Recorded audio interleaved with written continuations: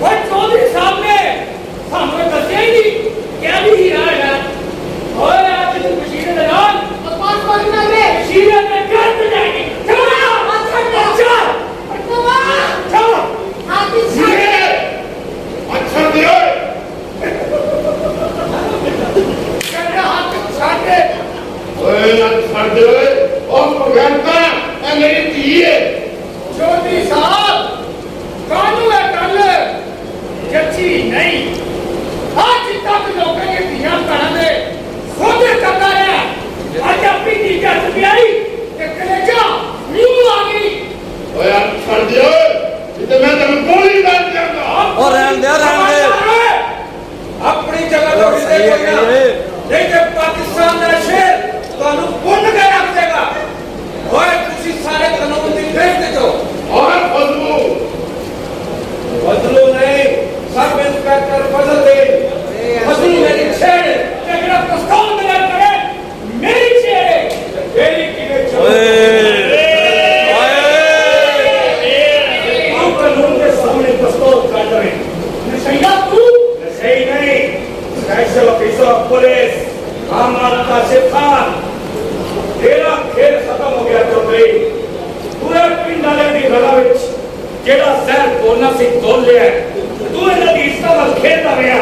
दोनों की हमस दे विच तू इन्हां दी जिंदगी नूं खेल बना दिता क्या भी भूल गया कि तेरी अपनी धी जवान है अमर जी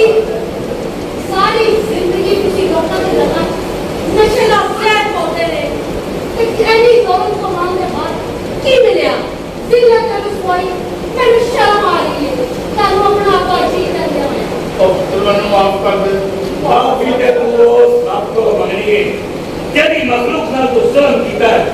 ते मुजरम सिर्फ तू है कानून दा तेरी धी नहीं तेरी धी की इज्जत महफूज है मेरे मुल्क का कानून इतना कमजोर नहीं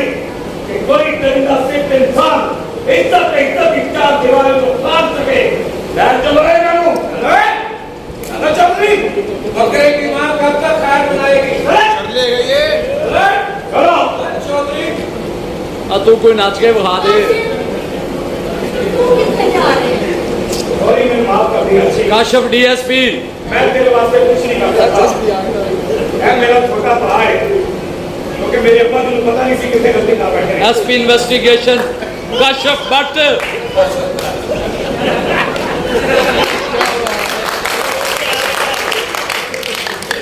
मैंने माफ कर दिया अच्छी क्योंकि तेरा बाप कानून का मुजरम है एसकॉम का मुजरम है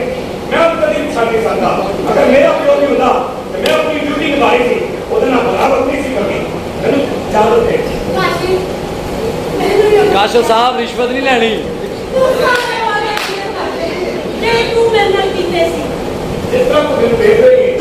ਮੈਨੂੰ ਲੱਗਦਾ ਤੇਰੇ ਨੈਣਾ ਮੈਨੂੰ ਫੜ ਲੈਣਗੇ सारे ना करना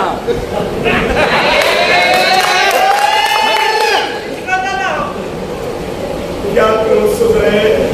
आए की कर सकती हूँ मैं